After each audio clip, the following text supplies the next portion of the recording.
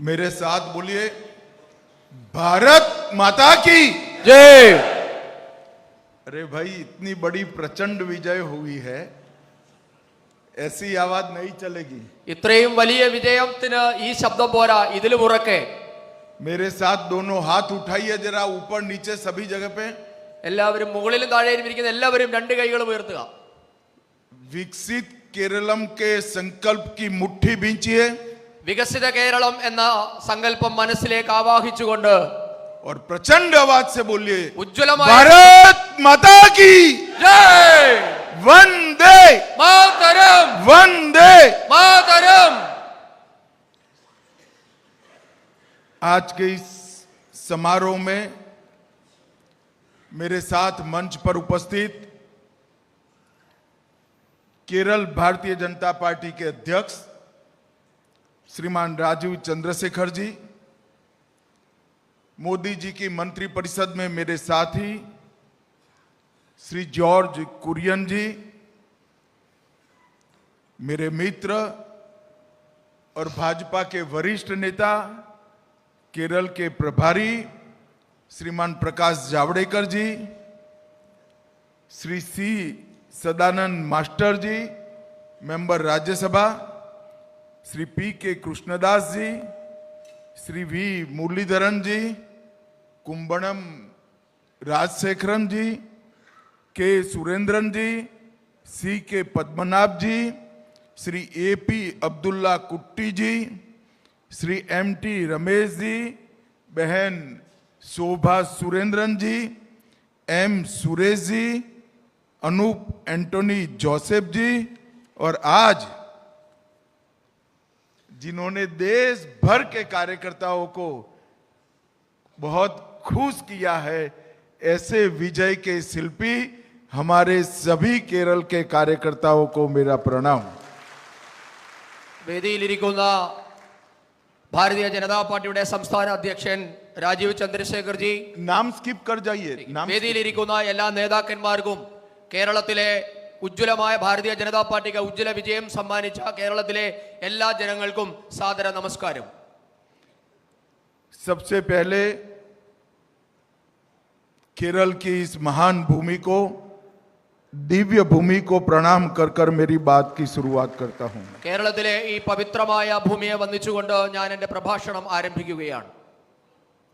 मैं यहां आया हूं तब श्री नारायण गुरु, महात्मा अय्यनकाली, पंडित करूपन जगत गुरु और आदि शंकराचार्य को प्रणाम कर कर मेरी बात की शुरुआत करता हूं। കേരളത്തിലെ നാരായണ ഗുരുദേവൻ, മഹാത്മാ അയ്യൻകാളി, പണ്ഡിറ്റ് കറുപ്പൻ, ജഗദ്ഗുരു, ആദി ശങ്കരാചാര്യർ തുടങ്ങിയ മഹത്തുക്കൾക്ക് പ്രണാമം അർപ്പിക്കുകയാണ്. वैसे तो मैं आज आया हूं स्वामी पद्मनाभ का आभार जताने के लिए।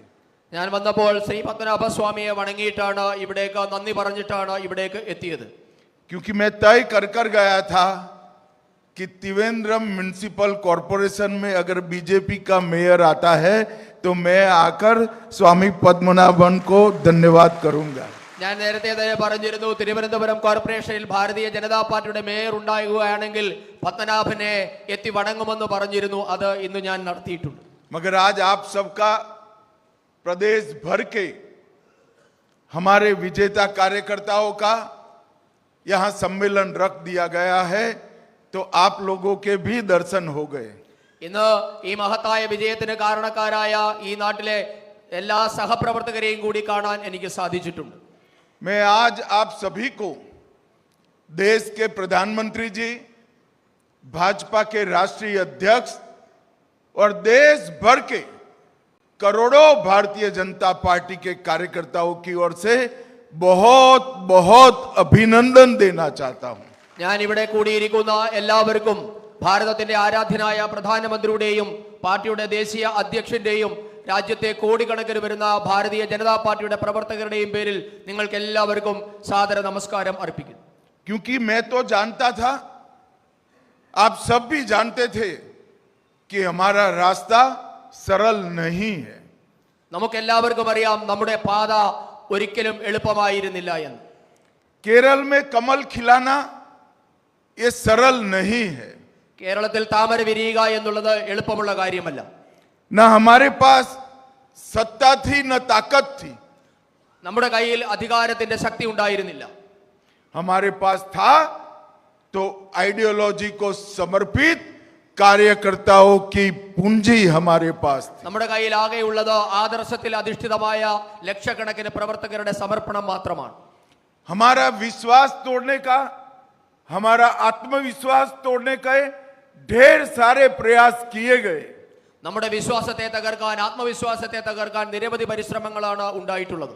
परंतु इसके सामने केरल का मेरा कार्यकर्ता चट्टान की तरह खड़ा रहा और विजय प्राप्त कर रहा. പക്ഷേ കേരളത്തിലെ എന്റെ സഹപ്രവർത്തകർ ഇതിനെയെല്ലാം പാറ പോലെ ഉറച്ചു നിന്ന് നേരിട്ട് വലിയൊരു വിജയം നേടിയിട്ടുണ്ട്.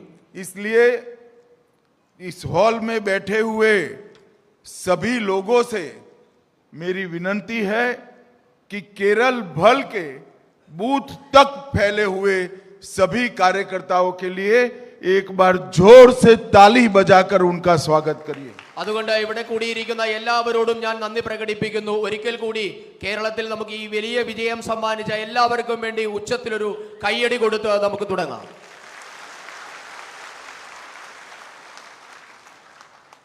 मित्रों, ये विजय हमारा लक्ष्य नहीं है.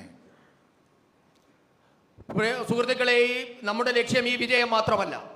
लक्ष्य तक पहुंचने का एक पड़ाव है. നമുക്ക് ലക്ഷ്യത്തിലേക്ക് എത്താൻ ഇനിയും പടവുകൾ കയറേണ്ടതുണ്ട്. हमारा अंतिम लक्ष्य है कमल निशान की केरल में सरकार बनाना, भाजपा का मुख्यमंत्री लाना. നമ്മുടെ ലക്ഷ്യം താമര അടയാളത്തിൽ വിജയിച്ച് കേരളത്തിന്റെ ഭരണം നേടി കേരളത്തിൽ ഭാരതീയ ജനതാ പാർട്ടിയുടെ മുഖ്യമന്ത്രി ഉണ്ടാവുക എന്നതാണ്. हमारा लक्ष्य है केरल को पूर्ण विकसित बनाना. നമ്മുടെ ലക്ഷ്യം കേരളത്തെ സമ്പൂർണ്ണമായി വികസിപ്പിക്കുക എന്നതാണ്. केरल को देश विरोधी ताकतों से सुरक्षित करना. ദേശദ്രോഹികളിൽ നിന്നും കേരളത്തെ സംരക്ഷിക്കുക എന്നതാണ്. और केरल के अंदर जो सदियों से आस्था की ताकत है, वो आस्था की ताकत की भी रक्षा करना. കേരളത്തിൽ വർഷങ്ങളായി നിലനിൽക്കുന്ന വിശ്വാസത്തെ സംരക്ഷിച്ച് എല്ലാവർക്കും വിശ്വാസം ഉറപ്പുവരുത്തുക എന്നതാണ്. और ये तीनों काम हम सब जानते हैं. अब केरल की जनता भी मानती है कि तीनों काम यूडीएफ और एलडीएफ नहीं कर सकते हैं. केवल नरेंद्र मोदी जी के नेतृत्व में एनडीए ही ये काम कर सकता है. നാം ഈ പറഞ്ഞ മൂന്ന് കാര്യങ്ങളും നടപ്പാക്കാൻ എൽഡിഎഫിനോ യുഡിഎഫിനോ സാധിക്കില്ല എന്ന് കേരളത്തിലെ ജനങ്ങൾക്കറിയാം. ഭാരതീയ ജനതാ പാർട്ടിക്ക്, നരേന്ദ്രമോദിജി നേതൃത്വം കൊടുക്കുന്ന ഭാരതീയ ജനതാ പാർട്ടിക്ക് മാത്രമേ ഈ മൂന്ന് കാര്യങ്ങളും നമുക്ക് നേടിത്തരാൻ സാധിക്കുകയുള്ളൂ. नरेंद्र मोदी जी ने देश के सामने 2047 तक, 2047 तक इस देश को विकसित भारत बनाने का स्वप्न रखा है. 2047 ആകുമ്പോഴേക്കും ഈ നാടിനെ ഒരു വികസിത ഭാരതമാക്കി മാറ്റുക എന്ന ലക്ഷ്യമാണ് നരേന്ദ്രമോദിജി നമ്മുടെ മുൻപാകെ വെച്ചിട്ടുള്ളത്. मैं आज केरल की जनता को कहने आया हूं, विकसित भारत का रास्ता विकसित केरलम होकर ही जाता है. ഞാൻ കേരളത്തിലെ ജനങ്ങളോട് പറയാൻ ആഗ്രഹിക്കുന്നു, വികസിത ഭാരതം എന്ന ലക്ഷ്യം വികസിത കേരളത്തിൽ കൂടി മാത്രമേ സാധ്യമാവുകയുള്ളൂ. एलडीएफ और यूडीएफ के मैच फिक्सिंग ने अपार संभावनाओं वाले इस राज्य को स्थगित कर रख लिया है. अजीब प्रकार की स्टैग्नेंसी का अनुभव हमारा केरल कर रहा है. എൽഡിഎഫും യുഡിഎഫിന്റെയും തമ്മിലുള്ള പരസ്പരമായ സഹകരണം, മാച്ച് ഫിക്സിംഗ് മൂലം കേരളത്തിന്റെ വികസനം അടക്കമുള്ള കാര്യങ്ങൾ ഇന്ന് സ്തംഭിച്ചു നിൽക്കുകയാണ്. हमारे दोनों विरोधी ग्रुप, दोनों विरोधी गठबंधन एक गठबंधन जरूर आपस में करे हैं. हम आए तो हम भ्रष्टाचार करें, आप आओ तब आप करो. एक दूसरे को हम कभी नहीं पकड़ेंगे. നമ്മുടെ രണ്ട് എതിരാളികളാണ് എൽഡിഎഫും യുഡിഎഫും. അവർ രണ്ടുപേരും അഴിമതി അവസാനിപ്പിക്കുമെന്ന് പറയും. പക്ഷേ ഭരണത്തിൽ വന്നു കഴിയുമ്പോൾ നിങ്ങൾ നടത്തിയ അഴിമതിയെ ഞങ്ങൾ തൊടില്ല എന്നാണ് അവർ ഇത്രകാലവും ഇവിടെ നടപ്പാക്കിയത്. मगर मैं आज इस कार्यकर्ता सम्मेलन के माध्यम से केरल की जनता को अपील करने आया हूं, केरल के भविष्य का रास्ता चाहे विकास का हो, चाहे सुरक्षा का हो, चाहे आस्थाओं के संरक्षण का हो, वो रास्ता यूडीएफ एलडीएफ से नहीं जा सकता। ഈ സമ്മേളനത്തിലൂടെ കേരളത്തോട് ഞാൻ പറയാൻ ആഗ്രഹിക്കുന്നു, കേരളത്തിന്റെ ഭാവി അത് വികസനമായിക്കൊള്ളട്ടെ, സുരക്ഷിതത്വമായിക്കോട്ടെ, വിശ്വാസ സംരക്ഷണമാകട്ടെ, അത് മൂന്നും നൽകാൻ LDF-നും UDF-നും സാധിക്കില്ല എന്ന് ഈ സമ്മേളനത്തിലൂടെ ഞാൻ കേരളത്തിലെ ജനങ്ങളോട് പറയാൻ ആഗ്രഹിക്കുകയാണ്. यूडीएफ और एलडीएफ ना हमारी आस्थाओं को सुरक्षित रख सकते हैं, ना केरल को सुरक्षित रख सकते हैं, ना केरल को विकसित बना सकते हैं. UDF-നോ LDF-നോ നമ്മുടെ വിശ്വാസം സംരക്ഷിക്കാൻ സാധിക്കുന്നില്ല, കേരളത്തെ സംരക്ഷിക്കാൻ സാധിക്കുന്നില്ല, കേരളത്തിന്റെ വികസനം ഉറപ്പാക്കാൻ സാധിക്കുന്നില്ല. और मैं आज केरल की जनता को बताने आया हूं कि पूरी दुनिया में कम्युनिस्ट पार्टियां खत्म हो गई. ഞാൻ കേരളത്തിലെ ജനങ്ങളോട് പറയാൻ ആഗ്രഹിക്കുന്നു, ലോകം മുഴുവൻ കമ്മ്യൂണിസ്റ്റ് ഭരണം ഇന്ന് അവസാനിച്ചിരിക്കുന്നു. और पूरे देश में कांग्रेस खत्म हो रही. രാജ്യം മുഴുവൻ കോൺഗ്രസും അവസാനിച്ചിരിക്കുന്നു. अब केरल के विकास का रास्ता नरेंद्र मोदी जी के नेतृत्व में एनडीए में ही है. ഇനി കേരളത്തിന്റെ വികസനത്തിലേക്കുള്ള പാത നരേന്ദ്രമോദി തെളിയിക്കുന്ന ഭാരതീയ ജനതാ പാർട്ടിയുടെ ഭരണത്തിൽ കൂടി മാത്രമേ സാധിക്കുകയുള്ളൂ. जरूरत है स्पष्ट विजन के साथ केरल की जनता के पास विनम्रता के साथ जाने की. ഉറപ്പാണ്, കേരളത്തിലെ ജനങ്ങളെ നമ്മൾ വിനയത്തോടു കൂടി സമീപിക്കണം. हमें केरल की जनता जन समर्थन दे रही है, हमारा समर्थन बढ़ भी रहा है. നമുക്ക് കേരളത്തിലെ ജനങ്ങൾ നമുക്ക് നൽകുന്ന പിന്തുണയോടുകൂടി നമ്മുടെ കർത്തവ്യവും ഉത്തരവാദിത്വവും കൂടുകയാണ്. 2014 में हमें 11% वोट मिला, 11% वोट मिला. 2014 നമുക്ക് 11% വോട്ട് കിട്ടി. 19 में हमें 16% वोट मिला 2019 16% അത് ഉയർന്നു. और 24 में हमें 20% वोट मिला. 2024 അത് 20% अब 20 से 30 और 30 से 40 का रास्ता इतना लंबा नहीं होगा. 2026 में ही हम इसको सिद्ध करेंगे. 20 നിന്ന് 30ലേക്കും 30 നിന്ന് 40ലേക്കുമുള്ള നമ്മുടെ വോട്ടിംഗ് ശതമാനത്തിന്റെ വർധനവ് അതിവിദൂരമല്ല, അത് 2026 തന്നെ സംഭവിക്കും. और ये हमने देश भर में कर बताया है. ये हमने देश भर में सिद्ध कर अचीव कर बताया है. നമ്മൾ രാജ്യത്തെ മുഴുവൻ സീറ്റ് നേടിക്കൊണ്ട് ഭരണം നേടിക്കൊണ്ട് നാം പറഞ്ഞു. 1984 में भाजपा की सिर्फ लोकसभा में 2 सीट थी. 1984 നമുക്ക് ലോകസഭയിൽ 2 സീറ്റായിരുന്നു ഉണ്ടായിരുന്നത്. और आज 24 में तीसरी बार नरेंद्र मोदी प्रधानमंत्री बने हैं. तीसरी बार बने. 2024 മൂന്നാമതും നരേന്ദ്രമോദി സർക്കാർ ഇന്ന് അധികാരത്തിലെത്തിയിരിക്കുകയാണ്. आसाम में हमारी 2 असेंबली सीटें थी. അസാമിൽ നമുക്ക് 2 അസംബ്ലി സീറ്റ് മാത്രമാണ് ഉണ്ടായിരുന്നത്. आज आसाम में हम 2 बार सरकार बनाकर तीसरी बार सरकार बनाने जा रहे हैं. ഇന്ന് അതേ ആസാമിൽ നാം തുടർച്ചയായി 2 തവണ അധികാരത്തിലെത്തിയിട്ട് മൂന്നാം തവണ അധികാരത്തിലേക്ക് എത്താൻ പോവുകയാണ്. मणिपुर में हमारी एक भी सीट नहीं थी. മണിപ്പൂരിൽ നമുക്ക് ഒരു സീറ്റ് പോലും ഉണ്ടായിരുന്നില്ല. हमने 2 बार सरकार बनाई. 2 തവണ നാം അവിടെ സർക്കാർ ഉണ്ടാക്കി. त्रिपुरा में हमारी एक भी सीट नहीं थी.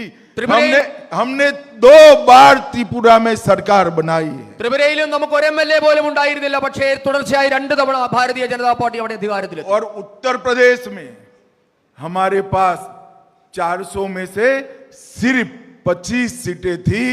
वहां पर हमने 2 बार सरकार बनाने का काम किया है.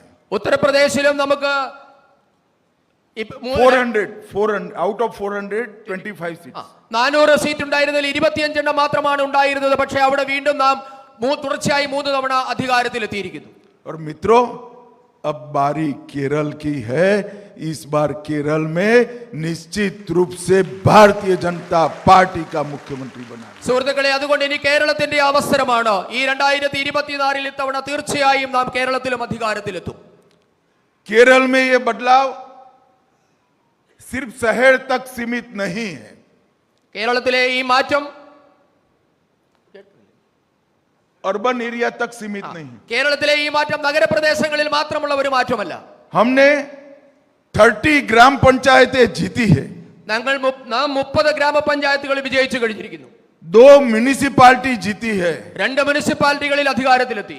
और तिरुवनंतपुरम में हमारा मेयर आज त्रिवेंद्रम की सेवा कर रहा है. തിരുവനന്തപുരം കോർപ്പറേഷനിലും നാം നമ്മുടെ മേയറിലൂടെ അധികാരത്തിലെത്തിയിരിക്കുന്നു. 79 इकाइयों में हम सेकंड प्लेस पर रहे हैं 79 വാർഡുകളിൽ നാം 2ാം സ്ഥാനത്തെത്തിയിരിക്കുന്നു. और 79 പഞ്ചായത്തുകളിൽ നാം 2ാം സ്ഥാനത്തെത്തിയിരിക്കുന്നു. और आज त्रिवेंद्रम में हम भाजपा का मेयर देख रहे हैं. कल केरल में भाजपा का मुख्यमंत्री देखने का समय है. ഇന്ന് തിരുവനന്തപുരത്ത് ഭാരതീയ ജനതാ പാർട്ടിയുടെ മേയറിനെ നാം കാണുന്നു. നാളെ കേരളത്തിൽ ഭാരതീയ ജനതാ പാർട്ടിയുടെ മുഖ്യമന്ത്രിയാണ് നാം കാണാൻ പോകുന്നത്. ये जो यात्रा है विजय की, ഇത് വിജയത്തിന്റെ യാത്രയാണ്. वो हमारे सैकड़ों कार्यकर्ता जिन्होंने अपना सर्वस्व बलिदान किया, इनके बलिदान के बल पर ये भारतीय जनता पार्टी का विजय संभव हुआ है. ഇത് നമ്മുടെ നൂറുകണക്കിന് പ്രവർത്തകരുടെ ജീവത്യാഗത്തിന്റെ ഫലമായി കൂടി ഉണ്ടായ വിജയമാണ്. हमारे हजारों कार्यकर्ता ने अन्यायी शासन के जुर्म से महीनों सालों जेल में गुजारे हैं. इनके और इनके परिवारों के बलिदान पर ये विजय आज हमें प्राप्त हो रही है. നമ്മുടെ ആയിരക്കണക്കിന് പ്രവർത്തകരാണ് ഈ ദുർഭരണത്തിന്റെ കീഴിൽ മാസങ്ങളും വർഷങ്ങളും അനധികൃതമായി തടവിൽ കഴിഞ്ഞിരിക്കുന്നത്. അവരുടെ കുടുംബങ്ങൾ അനുഭവിച്ച ത്യാഗത്തിന്റെയും കൂടി ഫലമാണ് നാം ഇന്ന് നേടിയിട്ടുള്ള ഈ വിജയം. आज मैं बड़ी विनम्रता के साथ भारतीय जनता पार्टी की ओर से हमारे विजय को वो बलिदानी कार्यकर्ता और सैकड़ों वो कार्यकर्ता जिन्होंने जेल काटी है उनके परिवारजनों को समर्पित करना चाहता हूं. ഈ വിജയം കേരളത്തിലെ നൂറുകണക്കിന് ബലിദാനികളുടെയും ജയിലിൽ കഴിയുന്ന നൂറുകണക്കിന് പ്രവർത്തകരുടെയും അവരുടെ കുടുംബത്തിനും ഞാൻ വിനയത്തോടു കൂടി സമർപ്പിക്കുകയാണ്. मित्रों, केरल के विकास इस तरह से एक मार्गी नहीं हो सकता. കേരളത്തിന്റെ വികസനം ഇങ്ങനെ സംഭവിക്കില്ല. ഇങ്ങനെ പോയാൽ പോരാ. केरल का विकास संतुलित होना चाहिए, बैलेंस होना चाहिए. കേരളത്തിന്റെ വികസനം എന്നുള്ളത് സന്തുലിതമായ വികസനമാകേണ്ടതുണ്ട്. एलडीएफ यूडीएफ की सरकार केरल के हमारे भाई बहन जो विदेश में काम करते हैं उनके भेजे गए पैसों से संतुष्टि प्राप्त करते हैं. ഈ LDF-ന്റെയും UDF-ന്റെയും ഭരണത്തിന് കീഴിൽ അല്ലെങ്കിൽ കേരളത്തിൽ നിന്ന് വിദേശത്ത് പോയിട്ടുള്ള ചെറുപ്പക്കാർ അയക്കുന്ന പണം കൊണ്ടാണ് കേരളത്തിന്റെ പല കുടുംബങ്ങളും ഇന്ന് സന്തോഷത്തോടു കൂടി കഴിയുന്നത്. हमारे भाई जो विदेश में काम कर रहे हैं और यहाँ पैसा भेज रहे, इसका मैं स्वागत करता हूं, उनके परिश्रम का भी स्वागत करता हूं. കേരളത്തിലെ സഹോദരങ്ങൾ വിദേശത്ത് പോയി കഷ്ടപ്പെട്ട് കേരളത്തിലേക്ക് പണം അയക്കുന്നുണ്ട്. അതിനെ നാം സ്വാഗതം ചെയ്യുന്നു. അവരുടെ കഷ്ടപ്പാടിനെ അംഗീകരിക്കുന്നു. परंतु मैं एलडीएफ यूडीएफ को पूछना चाहता हूं, എങ്കിലും ഞാൻ LDF-നോടും UDF-നോടും ചോദിക്കാൻ ആഗ്രഹിക്കുന്നു, जिनके परिवार में से कोई विदेश से पैसा भेजने वाला नहीं है, इसकी चिंता करने की केरल की सरकार की जिम्मेदारी है या नहीं है? ഈ ഏതെങ്കിലും കുടുംബങ്ങളിലേക്ക് വിദേശത്തിന്റെ പണം വന്നിട്ടില്ല എങ്കിൽ അത് वो लाखों करोड़ों लोग गरीब हैं, उनकी जीवन में सुधार लाने की जिम्मेदारी किसकी है? അവരുടെ ജീവിതത്തിലെ നന്മ കൊണ്ടുവരാൻ, അവരുടെ ജീവിതത്തിൽ പ്രകാശം കൊണ്ടുവരേണ്ട ഉത്തരവാദിത്വം ആർക്കാണുള്ളത് എന്നാണ് ഞാൻ ചോദിക്കുന്നത്. आज मैं केरल की जनता को कहने आया हूं, जहां जहां भारतीय जनता पार्टी का शासन आया, एनडीए का शासन आया, जहां चाहे बिहार हो, यूपी हो, मध्य प्रदेश हो, छत्तीसगढ़ हो या राजस्थान, ये बीमारू राज्यों को भारतीय जनता पार्टी और एनडीए ने विकसित राज्य बनाया है. ഞാൻ കേരളത്തിലെ ജനങ്ങളോട് പറയാൻ ആഗ്രഹിക്കുന്നു, നേരത്തെ ബീമാരി സ്റ്റേറ്റുകൾ എന്നറിയപ്പെട്ടിരുന്ന ബീഹാർ ആയാലും ഉത്തർപ്രദേശ് ആയാലും മധ്യപ്രദേശ്, രാജസ്ഥാൻ, ഛത്തീസ്ഗഡ് എന്നീ സംസ്ഥാനങ്ങളിലൊക്കെ ഭാരതീയ ജനതാ പാർട്ടി അധികാരത്തിലെത്തിയപ്പോഴാണ് അവിടെയെല്ലാം വികസനം ഉണ്ടായത്.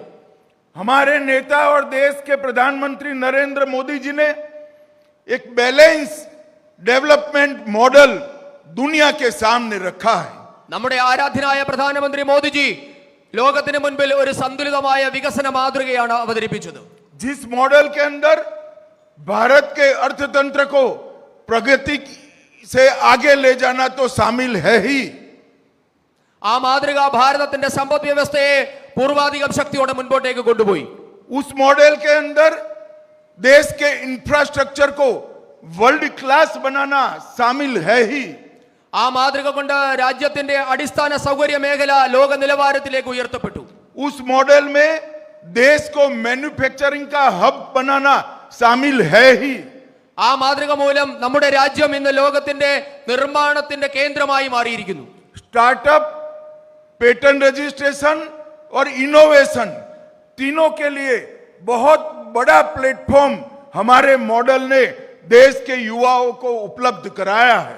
സ്റ്റാർട്ടപ്പിന്റെ മേഖലയിലും പേറ്റന്റുകൾ കരസ്ഥമാക്കുന്ന മേഖലയിലായാലും പുതിയ കണ്ടുപിടുത്തങ്ങളുടെ കാര്യത്തിലായാലും ഈ മാതൃക കൊണ്ട് നമ്മുടെ രാജ്യത്തെ യുവാക്കൾക്ക് കൂടുതൽ അവസരങ്ങൾ കിട്ടി, കൂടുതൽ വികസനത്തിലേക്ക് എത്തി.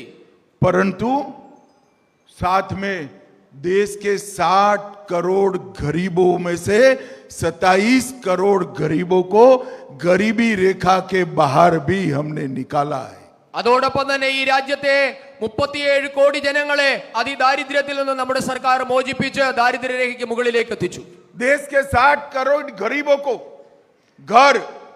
घर में बिजली, गैस का सिलेंडर, पानी का कनेक्शन, प्रति व्यक्ति प्रति माह 5 किलो अनाज और 5 लाख तक का मुफ्त इलाज देकर नरेंद्र मोदी जी ने 60 करोड़ गरीबों के जीवन में उजाला लाने का काम किया है.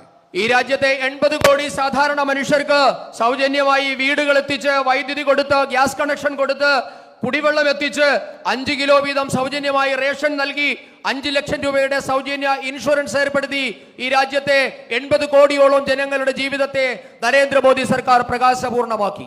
केरल को भी चाहिए कि रेमिटेंस आधारित एक मार्गी विकास की कल्पना छोड़कर केरल के हर नागरिक के विकास का प्लानिंग करने की. കേരളത്തിലും നമുക്ക് ഈ വിദേശത്ത് നിന്ന് വരുന്ന ഫണ്ടിന്റെ അല്ലെങ്കിൽ ബാങ്കിംഗ് മൂലമുണ്ടായ വികസനത്തിന് അപ്പുറത്തേക്ക് സമഗ്രമായ ഒരു വികസനം നമുക്ക് ആവശ്യമായിട്ടുണ്ട്. മണി ഓർഡർ ഇക്കോണമിയിൽ നിന്നും കേരളം മുന്നേറേണ്ടതുണ്ട്. और वो ही कल्पना है विकसित केरलम की, जिसमें हर केरल के नागरिक का विकास समाहित है. ഭാരതീയ ജനതാ പാർട്ടി മുൻപോട്ടേക്ക് വെക്കുന്ന വികസിത കേരളം എന്ന സങ്കല്പത്തിൽ ഈ സംസ്ഥാനത്തെ ഓരോ ജനങ്ങളുടെയും വികസനമാണ് ഉറപ്പുവരുത്തുന്നത്. मित्रों, मुझे बताइए, एलडीएफ और यूडीएफ, पीएफआई, जमाते इस्लामी और अब बढ़ती हुई एसडीपीआई से केरल को सुरक्षित रख सकते हैं क्या? പ്രിയപ്പെട്ടവരെ പറയൂ, LDF-നോ UDF-നോ അവരുടെ മിത്രങ്ങളായ പോപ്പുലർ ഫ്രണ്ടിനോ ജമാഅത്തെ ഇസ്ലാമിക്കോ ഇപ്പോൾ നിരോധിക്കപ്പെട്ട SDPI-ക്കോ കേരളത്തെ സുരക്ഷിതമാക്കാൻ സാധ്യമാണോ?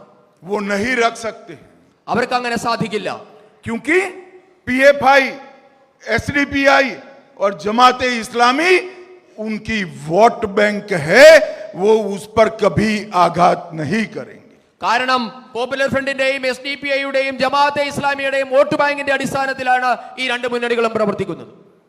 वो केरल को पीएफआई, जमाते इस्लामी और एसडीपीआई के विभाजनकारी एजेंडे से अगर कोई बचा सकता है तो केवल और केवल एनडीए बचा सकता है, बीजेपी बचा सकता है. പോപ്പുലർ ഫ്രണ്ടിന്റെയും ജമാഅത്തെ ഇസ്ലാമിയുടെയും SDPയുടെയും ഒക്കെ വിഭജന രാഷ്ട്രീയത്തിൽ നിന്ന് ആർക്കെങ്കിലും ഈ നാടിനെ രക്ഷിക്കാൻ സാധിക്കുമെങ്കിൽ അത് ഭാരതീയ ജനതാ പാർട്ടിക്ക് മാത്രമാണ്. हम ट्रिपल तलाक समाप्त करते हैं, നാം മുത്തലാഖ് അവസാനിപ്പിച്ചു. तो एलडीएफ यूडीएफ दोनों विरोध करते हैं. അതിനെ LDF-ഉം UDF-ഉം ഒരുപോലെ എതിർത്തു. मैं आज शार्प क्वेश्चन पूछना चाहता हूं सीएम केरल से, मुस्लिम महिलाओं को सम्मान पूर्वक जीने का अधिकार है या नहीं है? ഞാൻ കേരളത്തിലെ മുഖ്യമന്ത്രിയോട് ചില ചോദ്യങ്ങൾ ചോദിക്കാൻ ആഗ്രഹിക്കുന്നു. ആദ്യത്തെ ചോദ്യം, മുസ്ലിം വനിതകൾക്ക് സമാധാനപൂർണമായ ഒരു ജീവിതം നയിക്കാൻ അധികാരമില്ലേ? हम वक़्फ में से करप्शन दूर करने के लिए कानून लेकर आते हैं, इसका ये दोनों विरोध करते हैं. വഖഫ് ബോർഡുകളിലുള്ള അഴിമതി അവസാനിപ്പിക്കാൻ നാം നിയമം കൊണ്ടുവന്നു. ഇവർ രണ്ടുപേരും ഇതിനെ എതിർക്കുകയാണ്. आज मैं शार्प क्वेश्चन पूछना चाहता हूं पिनराई विजयन जी से कि एर्नाकुलम में 600 ईसाई और हिंदू परिवार की 400 एकड़ भूमि वक्फ बोर्ड के नाम से हड़प कर ली गई, उसको बचाने के लिए आपका क्या विचार है? ഞാൻ പിണറായി വിജയനോട് 7 ചോദ്യങ്ങളാണ് ചോദിക്കുന്നത്. എറണാകുളത്ത് 600ഓളം ക്രിസ്ത്യൻ കുടുംബങ്ങളെ ഹിന്ദു കുടുംബങ്ങളിൽ നിന്നും 400 ഏക്കറോളം ഭൂമി തട്ടിയെടുത്തതിൽ എന്താണ് അവർക്കത് തിരിച്ചു കൊടുക്കാൻ നിങ്ങൾ സ്വീകരിച്ച നടപടി? ये दोनों दल यूडीएफ और एलडीएफ वो ये सब चीजों से केरल को सुरक्षित नहीं कर सकते. ഈ രണ്ട് മുന്നണികളും എൽഡിഎഫും യുഡിഎഫും ഇത്തരം നടപടികളിൽ നിന്നും കേരളത്തെ രക്ഷിക്കാൻ ഒരു കാര്യവും ചെയ്യുന്നില്ല. क्योंकि इन्होंने एपिसमेंट को एज अ पॉलिसी एक्सेप्ट किया है. കാരണം ഇവർ പ്രീണന രാഷ്ട്രീയത്തിലാണ് വിശ്വസിക്കുന്നത്. അതാണ് അവർ സ്വീകരിച്ചിട്ടുള്ള രാഷ്ട്രീയം. क्योंकि जब आप एपिसमेंट को एज अ पॉलिसी एक्सेप्ट करते हो, आप किसी के साथ न्याय नहीं करते हो. കാരണം നിങ്ങൾ പ്രീണനം ഒരു നയമാക്കിയാൽ നിങ്ങൾക്ക് ഒരു ആർക്കും നീതി നൽകാൻ സാധ്യമാകില്ല. एक का एपिसमेंट करते ही दूसरे के साथ अन्याय होता है. ഒരാളോട് ചെയ്യുന്ന പ്രീണനം മറ്റൊരാൾക്ക് അന്യായമായി ഭവിക്കും. इसीलिए भारतीय जनता पार्टी का पॉलिसी है justice to all, appeasement to none. അതുകൊണ്ടാണ് ഭാരതീയ ജനതാ പാർട്ടി ആരോടുമില്ല പ്രീണനം, എല്ലാവർക്കും തുല്യനീതി എന്ന നയം സ്വീകരിച്ചത്. मित्रों, सुरक्षित केरलम का विचार ये भारतीय जनता पार्टी का पूरे केरल की जनता को सुरक्षित रखने के लिए. ഭാരതീയ ജനതാ പാർട്ടിയുടെ സുരക്ഷിത കേരളം എന്ന നയം കേരളത്തിലെ മുഴുവൻ ജനങ്ങൾക്കും സുരക്ഷ ഉറപ്പാക്കുക എന്നതാണ്. मुझे बताइए, जो लोग, जो शासन सबरीमाला के खजाने की रक्षा न कर पाए, वो हमारी आस्था को बचा सकता है क्या? എന്നോട് പറയൂ, ഏതൊരാളുടെ ഭരണത്തിന് കീഴിലാണോ ശബരിമലയുടെ സ്വത്തുക്കൾ സുരക്ഷിതമല്ലാതിരിക്കുന്നത് അവർക്ക് നമ്മുടെ വിശ്വാസം സംരക്ഷിക്കാൻ സാധിക്കുമോ? जरा जोर से बोलिए भाई, बचा सकते हैं क्या हमारी आस्था को? ഉറക്കെ പറയൂ, നമ്മുടെ വിശ്വാസം സംരക്ഷിക്കാൻ അവർക്ക് കഴിയുമോ? सब लोग जोर से बोलिए, हमारी आस्था को बचा सकते हैं क्या? എല്ലാവരും പറയൂ, ഉറക്കെ പറയൂ. केरल की मूल आस्था का संरक्षण अगर कोई कर सकता है तो केवल और केवल भारतीय जनता पार्टी कर सकती है. കേരളത്തിൽ ആർക്കെങ്കിലും വിശ്വാസം സംരക്ഷിക്കാൻ സാധിക്കുമെങ്കിൽ അത് ഭാരതീയ ജനതാ പാർട്ടിക്ക് മാത്രമേ സാധിക്കുകയുള്ളൂ. मैं आज मुख्यमंत्री केरल को कहने आया हूं, सबरीमाला के अंदर आपने देवस्थान का जो खजाना चोरी हुआ है, वो सिर्फ केरल के लोगों की आस्था का सवाल नहीं है. पूरे देश के लोग बड़ी शंका के साथ आपको देख रहे हैं. എനിക്ക് കേരളത്തിലെ മുഖ്യമന്ത്രിയോട് പറയാനുള്ളത്, ഇന്ന് നിങ്ങൾ ശബരിമലയിൽ നിന്ന് കൊള്ളയടിച്ച സ്വർണമുണ്ടല്ലോ, ശബരിമല ദേവസ്ഥാനത്ത് നടത്തിയ കൊള്ളയുണ്ടല്ലോ, അത് കേരളത്തിലെ വിശ്വാസത്തിന്റെ, മലയാളികളുടെ വിശ്വാസ കാര്യം മാത്രമല്ല, മുഴുവൻ രാഷ്ട്രത്തിനും അതിൽ ആശങ്കയുണ്ട്. മുഴുവൻ രാഷ്ട്രത്തിന്റെയും വിശ്വാസത്തെയാണ് നിങ്ങൾ ഹനിച്ചത്. मैंने एफआईआर को देखा है. जिस प्रकार से एफआईआर ड्राफ्ट की गई है, उसी में ही दोषियों को बचाने का वायरस डाला हुआ है. ഞാൻ ആ എഫ്ഐആർ കണ്ടതാണ്.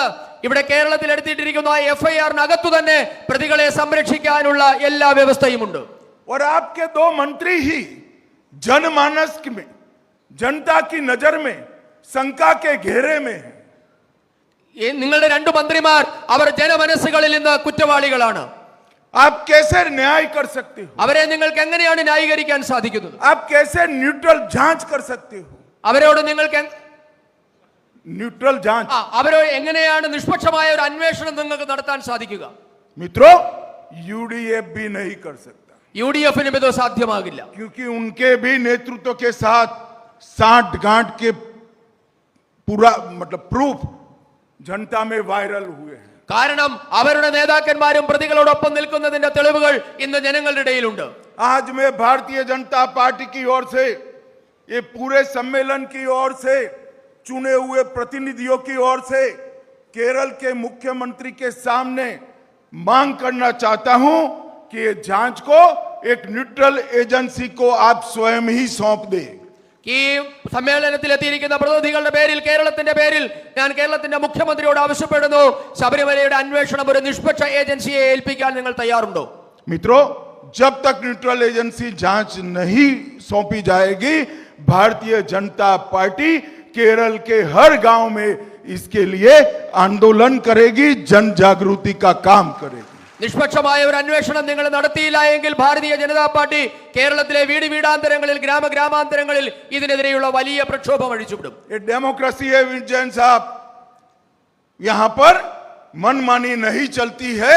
हम जनता को जागरूक कर कर आपके खिलाफ खड़ा कर देंगे, आपको न्यूट्रल जांच देनी ही पड़ेगी। പിണറായി വിജയൻ ഒരു കാര്യം മനസ്സിലാക്കണം, ഭാരതീയ ജനതാ പാർട്ടിയുടെ പ്രക്ഷോഭത്തെ തുടർന്ന് നിങ്ങൾക്ക് നിഷ്പക്ഷമായ അന്വേഷണത്തിന് വഴങ്ങേണ്ടി വരും, അന്വേഷണത്തിന് ഉത്തരവിടേണ്ടി വരും. मित्रों, ये हमारे विश्वास का, हमारी आस्था का संरक्षण नहीं कर सकते हैं। സുഹൃത്തുക്കളെ, ഇവർക്ക് നമ്മളുടെ വിശ്വാസത്തെ സംരക്ഷിക്കാൻ സാധിക്കുന്നില്ല.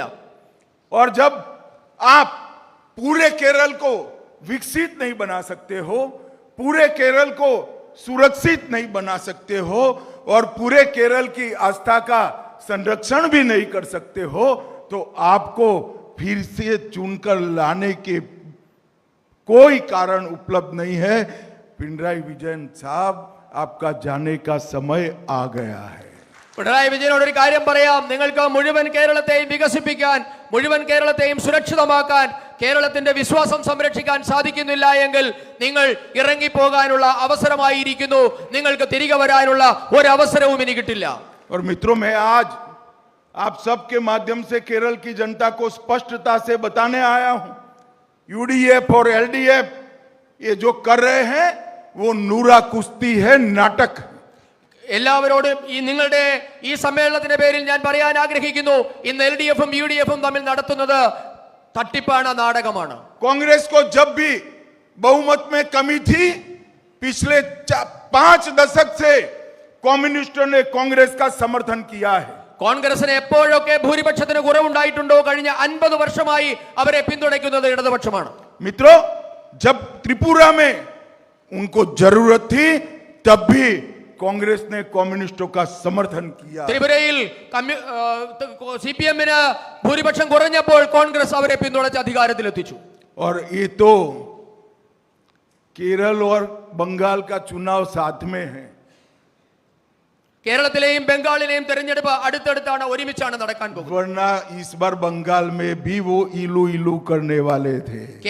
ബംഗാളിലും അവര് ഇന്ന് പ്രേമത്തിലാണ്, അവര് തമ്മിൽ ഇഷ്ടത്തിലാണ്. मगर मैं आज कह कर जाता हूं, बंगाल में कम्युनिस्ट भी जीरो है, कांग्रेस भी जीरो है, भारतीय जनता पार्टी वहां सरकार बनाने जा। പക്ഷേ ഞാൻ ഒരു കാര്യം പറയാം, ബംഗാളിലും കോൺഗ്രസ് പൂജ്യമാണ്, CPM-ഉം പൂജ്യമാണ്, അവിടെ ഭാരതീയ ജനതാ പാർട്ടിയാണ് സർക്കാർ ഉണ്ടാക്കാൻ പോകുന്നത്. मित्रों, ये 2024 2025 ये दोनों भारतीय जनता पार्टी के लिए बहुत सफल वर्ष रहे हैं। ഈ 2024-ഉം 2025-ഉം എന്നുള്ളത് BJP-യെ സംബന്ധിച്ചിടത്തോളം വൻ വിജയത്തിന്റെ വർഷങ്ങളാണ്.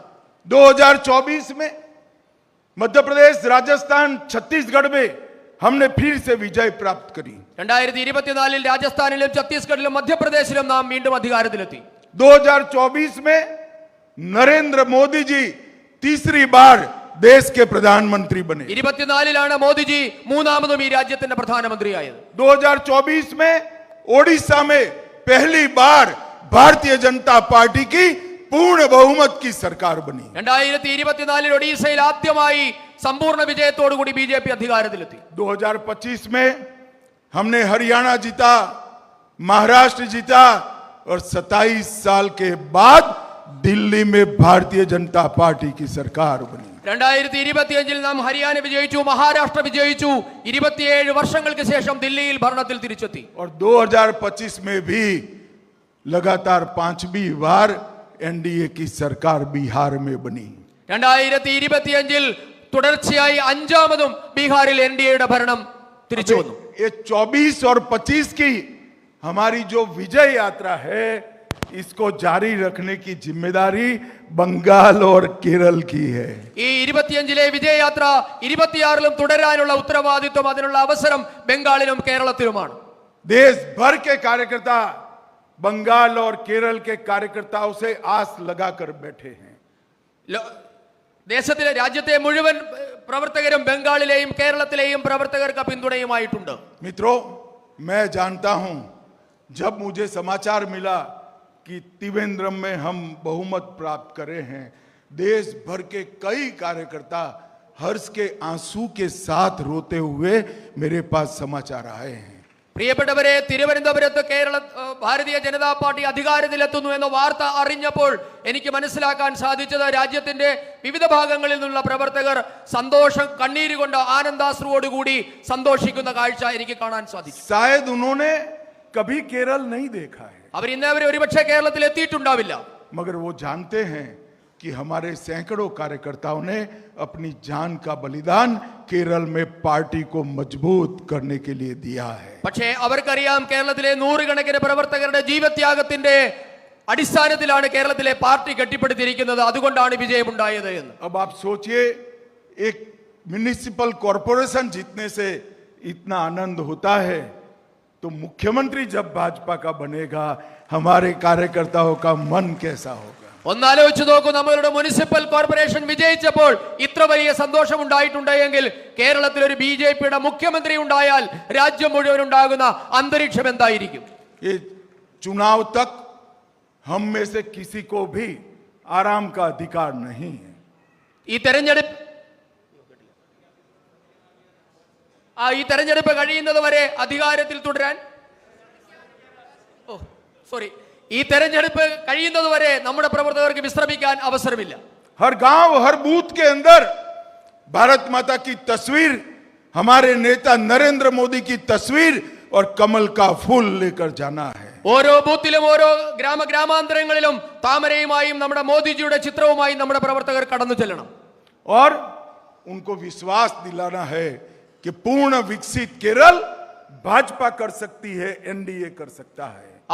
അവർക്കിൽ നാം വിശ്വാസം ജനിപ്പിക്കണം. ബിജെപിക്ക് മാത്രമേ കേരളത്തിൽ സമഗ്രമായ വികസനം കൊണ്ടുവരാൻ സാധിക്കുകയുള്ളൂ എന്ന്. सुरक्षित केरल भाजपा और एनडीए ही कर सकते हैं. സുരക്ഷിത കേരളം എൻഡിഎക്ക് മാത്രമേ സാധ്യമാക്കാൻ സാധിക്കുകയുള്ളൂ. और हमारे आस्था का संरक्षण भी केवल और केवल भाजपा और एनडीए कर सकते हैं. നമ്മുടെ വിശ്വാസത്തെ സംരക്ഷിക്കാനും ഭാരതീയ ജനതാ പാർട്ടിക്കും എൻഡിഎക്കും മാത്രമേ സാധിക്കുകയുള്ളൂ. मुझे विश्वास है हमारे प्रदेश अध्यक्ष राजीव चंद्रशेखर के नेतृत्व में आप सभी लोग इस बार 2026 में यूडीएफ एलडीएफ की ये म्यूजिकल चेयर को समाप्त कर भारतीय जनता पार्टी की सरकार बनाएंगे.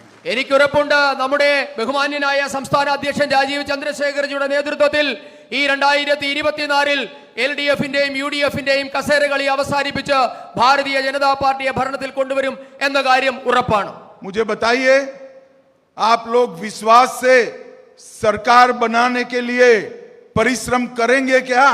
നാം സർക്കാർ ഉണ്ടാക്കുന്നതിന് വേണ്ടി പരിശ്രമിക്കാൻ നിങ്ങൾ എല്ലാവരും തയ്യാറുണ്ടോ എന്ന് പറയൂ. जरा जोर से जवाब दीजिए, करेंगे क्या?